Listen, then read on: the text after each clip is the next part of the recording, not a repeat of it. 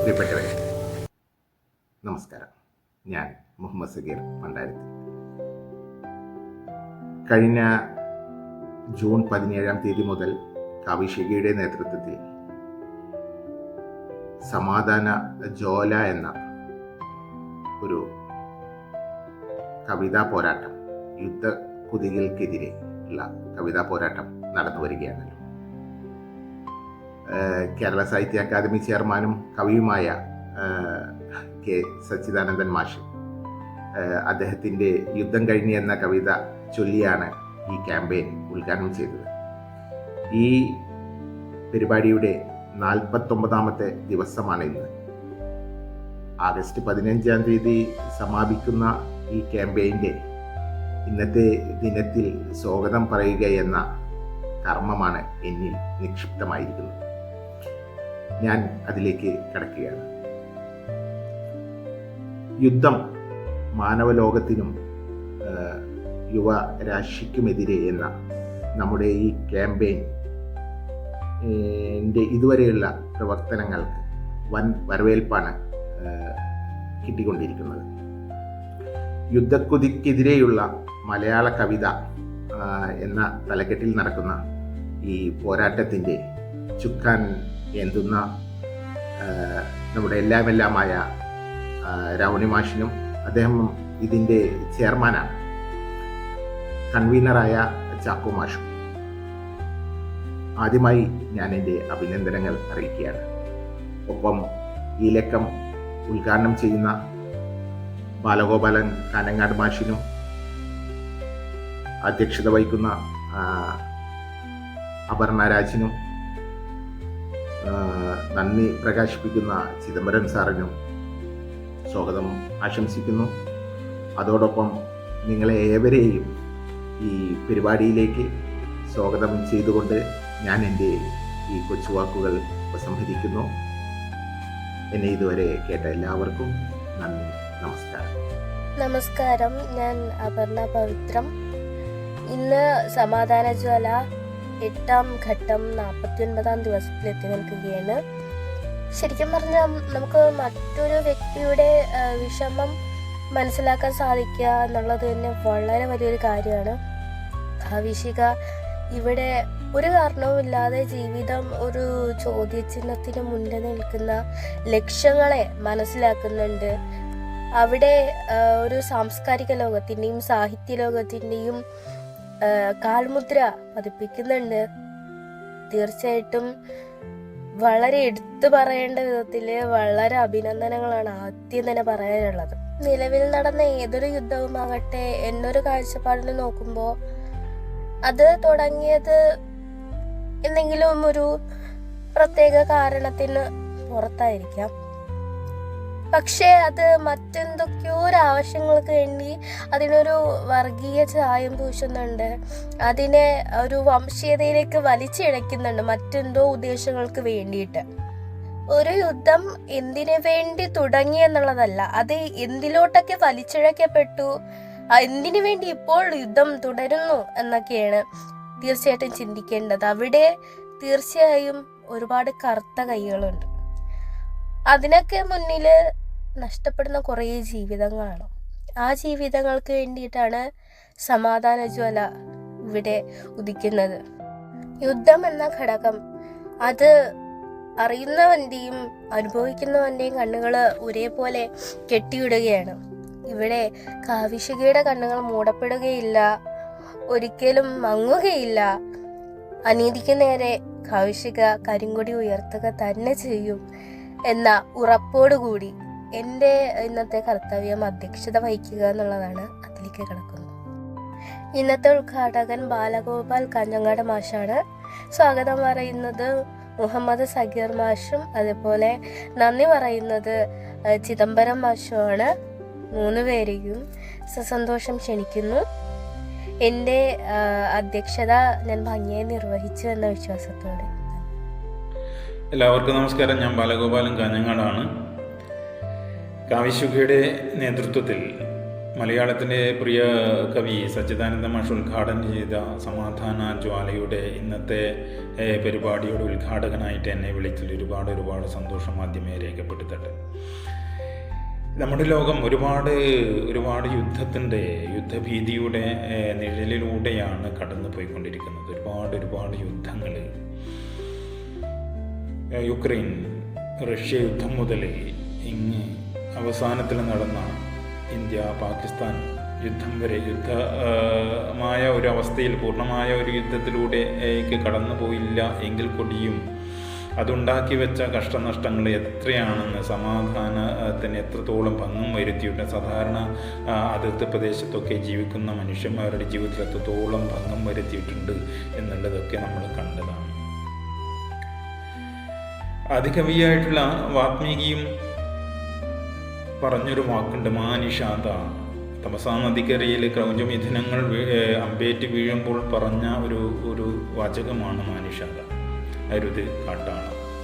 നമ്മുടെ ഇന്നത്തെ ലോകത്തിൻ്റെ പറ്റി ചിന്തിക്കുമ്പോൾ ഈ ലോകത്തിൻ്റെ മുക്കിലും മൂലയിൽ നിന്നും പല കോണുകളിൽ നിന്നും ഉയർന്നു വരുന്ന വേദനകളും നിലവിളികളും ഒക്കെ കൊണ്ടുവരുന്നത് മാനിഷാദ എന്നുള്ള സത്യം തന്നെയാണ്. ഒരുപാട് യുദ്ധങ്ങൾ മനുഷ്യരാശിയുടെ ചരിത്രത്തെ പറ്റി ചിന്തിക്കുമ്പോൾ ഈ ഭൂമിയിൽ നടന്നു കഴിഞ്ഞിട്ടുണ്ട്. ക്ലാസിക്കുകളിൽ നിന്ന് തന്നെ നമ്മൾക്കത് വ്യക്തമാകുന്നുണ്ട്. മഹാഭാരതം പോലുള്ള ഒരു യുദ്ധ കേന്ദ്രീകൃതമായിട്ടുള്ള ഒരു കാവ്യത്തെപ്പറ്റി സമീപിക്കുമ്പോൾ മനുഷ്യൻ്റെ മനസ്സിലാണ് യുദ്ധം ആദ്യം സംഭവിക്കുന്നത് എന്നൊക്കെ അത്തരം ക്ലാസിക്കുകൾ പറഞ്ഞു വച്ചിട്ടുണ്ട്. ആ ക്ലാസിക്കുകളുടെ അന്ത്യത്തിൽ മഹാപ്രസ്ഥാനത്തിലേക്ക് നടക്കുന്ന പാണ്ഡവന്മാർ, അവരിൽ പ്രമുഖനായിട്ടുള്ള യുധിഷ്ഠിരൻ ചോദിക്കുന്നത് തന്നെ ഈ യുദ്ധം കൊണ്ട് നമ്മൾ എന്ത് നേടി എന്നാണ്. യുദ്ധം കൊണ്ടൊന്നും മനുഷ്യരാശി ഒന്നും നേടിയിട്ടില്ല. ഒരുപാട് യുദ്ധങ്ങൾ വന്നിട്ടും ഈ ദുഃഖങ്ങളും ദുരിതങ്ങളും അല്ലാണ്ട് നല്ലൊരു ജീവിതം പടുത്തുയർത്തുവാൻ മനുഷ്യരാശിക്ക് സാധിച്ചിട്ടുണ്ടോ എന്നുള്ളത് ചിന്തിക്കുമ്പോൾ ഇല്ല എന്ന് തന്നെ നമ്മൾക്ക് പറയേണ്ടി വരും. എത്ര യുദ്ധങ്ങളാണ്. അവസാനം നമ്മുടെ ഈ കൺവെട്ടത്തിൽ തന്നെ ചിന്തിക്കുമ്പോൾ ഗാസയിലൊക്കെ മരിച്ചു വീഴുന്ന, ഗാസയുടെ തെരുവുകളിലൊക്കെ ഭക്ഷണവും വെള്ളവും ഇല്ലാതെ മരിച്ചു വീഴുന്ന മനുഷ്യന്മാരുടെ കണക്കെടുത്താൽ അവിടെ മരിച്ചു വീഴുന്ന കുട്ടികളുടെയും സ്ത്രീ ജനങ്ങളുടെയും അല്ലെങ്കിൽ അപാലവൃദ്ധ ജനങ്ങളുടെയും ഒക്കെ മനസ്സുകളെ വായിച്ചെടുക്കുമ്പോൾ അവർ അനുഭവിക്കുന്ന നൊമ്പരങ്ങളെ നമ്മൾ അറിയുമ്പോൾ ഒരുപക്ഷെ നമ്മുടെ ജീവിതം എത്ര സുന്ദരമാണെന്ന് നമ്മൾക്ക് തോന്നിപ്പോകും. അത്രയും ഭീതിതമായ ഒരവസ്ഥയിലൂടെയാണ് പല സ്ഥലങ്ങളിലും മനുഷ്യന്മാർ അവരുടെ ജീവിതമൊക്കെ കടന്നു പോകുന്നത്. ഈ യുദ്ധങ്ങളൊക്കെ സംഭവിക്കുമ്പോൾ മനുഷ്യന്മാരുടെ കണക്കുകൾ മാത്രമേ പുറത്തു വരുന്നുള്ളൂ. ഒരു യുദ്ധം നടക്കുമ്പോൾ അവിടെ ഇല്ലാതായിക്കൊണ്ടിരിക്കുന്ന മറ്റു ആവാസ വ്യവസ്ഥകളുടെയും മറ്റു ജീവജാലങ്ങളുടെയും കണക്കാരുടെയും കയ്യിലേക്ക് വരുന്നില്ല. എത്ര ജീവജാലങ്ങളാണ് ഒരു യുദ്ധത്തിൻ്റെ ഫലമായിട്ട് നശിച്ചുകൊണ്ടിരിക്കുന്നത്.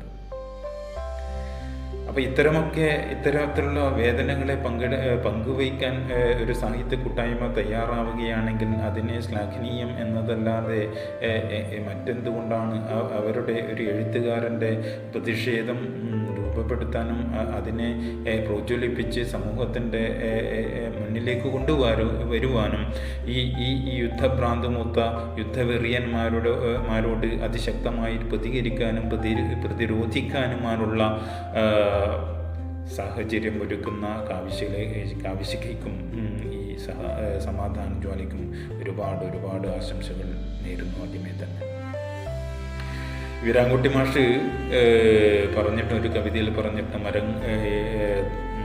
ഇലകൾ പരസ്പരം തൊടുമെന്ന് കരുതി നാം അകറ്റി നട്ട വൃക്ഷങ്ങൾ ഭൂമിക്കടിയിൽ വേരുകൾ കൊണ്ട് കെട്ടിപ്പിടിക്കുന്നു എന്ന് പറഞ്ഞിട്ടുണ്ട് ഒരു കവിതയിൽ. അല്ലേ, അപരവിദ്വേഷം കത്തി നിൽക്കുന്ന അല്ലെങ്കിൽ മറ്റുള്ളവനോടുള്ള ഈർഷ്യ കത്തി നിൽക്കുന്ന ഒരു പ്രത്യേക കാലഘട്ടത്തിലൂടെ സഞ്ചരിക്കുന്ന മനുഷ്യരാശിക്ക് ഈ ഭൂമിയിൽ സ്നേഹം കൊണ്ട് കെട്ടിപ്പിടിക്കുവാനുള്ള സ്ഥലങ്ങൾ ഇനിയും ബാക്കിയുണ്ട് എന്ന് ഓർമ്മപ്പെടുത്തുന്ന ഒരു കവിത കൂടിയാണ് അത്. അപ്പോൾ ഇത്തരത്തിലുള്ള സ്നേഹത്തിൻ്റെ ഒരു പൊലിമ മനുഷ്യ വംശത്തിൽ ചേർത്ത് നിർത്താൻ വേണ്ടിയിട്ട് സാഹിത്യത്തിനും കലകൾക്കും മാത്രമേ പറ്റൂ എന്ന് നമ്മൾക്കറിയാം. അപ്പോൾ ഇത്തരം ഒരു പ്രവർത്തനങ്ങൾ ലോകത്തിൻ്റെ എല്ലാ ഭാഗങ്ങളിൽ നിന്നും ഈർകൊണ്ട് ഈ യുദ്ധഭ്രാന്ത് മൂത്ത അല്ലെങ്കിൽ യുദ്ധക്കൊതി മൂത്ത ഭരണാധികാരികളോട് അതിശക്തമായിട്ട് തന്നെ പ്രതിരോധത്തിൻ്റെ ഒരു ഭാഷ സംസാരിക്കാൻ വേണ്ടിയിട്ട് നമ്മുടെ സാഹിത്യ ലോകത്തിന് സാധിക്കുകയാണെങ്കിൽ ഈ സാഹിത്യം ചെയ്യുന്ന ഏറ്റവും വലിയ ഒരു കടമ കർത്തവ്യം സമൂഹത്തോട് ചെയ്യുന്ന, സമൂഹത്തിനെ ചേർത്ത് നിർത്തിയുള്ള ഒരു പ്രവർത്തനം അത് തന്നെയായിരിക്കും എന്നാണ് എനിക്ക് തോന്നുന്നത്. അതുകൊണ്ട് തന്നെ ഈ സമാധാന ജ്വാലയ്ക്ക് ഒരുപാട് ആശംസകളും അഭിവാദ്യങ്ങളും അർപ്പിക്കുകയാണ്. ഈ ആഗസ്റ്റ് 15 കൂടി ഇത് നിർത്താതെ ഇതിൻ്റെ ഒരു ചങ്ങല കണ്ണിയായിട്ട് ഒരുപാട് നാളുകളിലേക്ക് ഈ പ്രവർത്തനങ്ങൾ മുന്നോട്ട് പോകട്ടെ എന്ന് മാത്രം ആശംസിച്ചുകൊണ്ട് ഇന്നത്തെ ഈ സമാധാന ജ്വാലയുടെ ഇന്നത്തെ ഈ പരിപാടി ഔപചാരികമായിട്ട് ഉദ്ഘാടനം ചെയ്തതായിട്ട് അറിയിക്കുന്നു. നിങ്ങൾക്കെൻ്റെ അഭിവാദ്യങ്ങൾ. നന്ദി, നമസ്കാരം. അധ്യക്ഷവേദിയിലെ ബഹുമാന്യ സാഹിത്യ നായകരെ, ഈ പരിപാടി വീക്ഷിച്ചുകൊണ്ടിരിക്കുന്ന പ്രിയം നിറഞ്ഞ കാവ്യശികയിലെ മറ്റ് സുമനസ്സുകളെ, വീണ്ടും ഒരു യുദ്ധഭീഷണി ചർച്ചയാകുകയാണ് ലോകത്തിൽ. യുദ്ധാവസ്ഥ ചെറിയ ഒരു ആഘാതമല്ല. അതിൽ നേരിട്ട് സാക്ഷിയാകാത്ത നാട്ടിലും അതിൻ്റെ ദുരിതങ്ങളുണ്ടാകും എന്നുള്ളതിൻ്റെ ഒരു തെളിവാണ് 1942 കാലഘട്ടത്തിലെ മദ്രാസ് സ്റ്റേറ്റിൻ്റെ ഒരു ജില്ലയായിരുന്ന മലബാർ ജില്ല, അതിൻ്റെ ഒരു ഭാഗമായ ഇന്നത്തെ തൃശ്ശൂരിൻ്റെ കടൽ തീരങ്ങളിൽ സാധാരണക്കാരുടെ ഇടയിലുണ്ടായ പട്ടിണി എന്ന് അവർ വിളിക്കുന്ന, അല്ലെങ്കിൽ അവർ വറുതി എന്ന് വിളിക്കുന്ന ആ ഒരു വിശേഷമുണ്ടായത്. നമ്മുടെ കൊച്ചുമക്കളിൽ നാം കലഹത്തിൻ്റെ വിത്തുകൾ മുളയ്ക്കാതെ ഇരിക്കുന്നതിനുള്ള മുൻകരുതലുകൾ എടുക്കണം. യുദ്ധത്തിനെതിരെ സംസാരിക്കുന്ന പല വൻകിട രാജ്യങ്ങളും നിലനിൽക്കുന്നത് യുദ്ധോപകരണം നിർമ്മിച്ചുകൊണ്ടാണ്, അത് വിപണനം നടത്തിക്കൊണ്ടാണ്. മറ്റ് രാജ്യങ്ങൾക്ക് അവ നൽകിക്കൊണ്ടാണ് എന്ന സത്യം നീളിക്കുകയാണ്. ഇനിയൊരു യുദ്ധം വേണ്ട എന്നതിനായി രൂപം കൊണ്ട UNOയിലെ പ്രധാന പഞ്ചശക്തികളായ രാജ്യങ്ങൾ, വീറ്റോ പവർ ഏകപക്ഷീയമായി ഉപയോഗിക്കുന്ന ചില രാജ്യങ്ങൾ, അവർ പിന്തുണയ്ക്കുന്ന രാജ്യങ്ങളുടെ എതിർ രാജ്യത്തെ പിഞ്ചു കുഞ്ഞുകൾ യുദ്ധക്കെടുതിയിൽ മരിച്ചു വീഴുന്നു എന്നുള്ളത് കണ്ടു രസിക്കുകയാണ്. ഇവിടെ ചർച്ച ചെയ്ത കാര്യങ്ങൾ എന്നതിനാൽ ഞാൻ കൂടുതൽ വീണ്ടും ഒരു ചർച്ചയിലേക്ക് കടക്കാതെ തന്നെ എൻ്റെ കടമയിലേക്ക് കടക്കട്ടെ. ഇവിടെ ഇന്ന് നമ്മുടെ ഈ പരിപാടി വേദിയിലിരുന്ന് നിയന്ത്രിച്ച അപർണ രാജ്, നമുക്ക് വേണ്ടി ഈ പരിപാടി സമംഗളം ഉദ്ഘാടനം ചെയ്തു തന്ന പ്രിയപ്പെട്ട ബാലഗോപാൽ കാഞ്ഞങ്ങാട്, നേരത്തെ സ്വാഗതം അർപ്പിച്ച മുഹമ്മദ് സഗീർ, ഈ പരിപാടി നല്ല രീതിയിൽ ആസൂത്രണം ചെയ്ത് നടപ്പാക്കിയ ഇതിൻ്റെ ഭാരവാഹികൾ, പ്രിയം നിറഞ്ഞ ഇതിൻ്റെ പ്രേക്ഷകർ, ശ്രോതാക്കൾ, എല്ലാവർക്കും പത്തുവാക്കി നന്ദി പറഞ്ഞുകൊണ്ട് നന്ദി. ഒരിക്കൽ കൂടി നമസ്കാരം.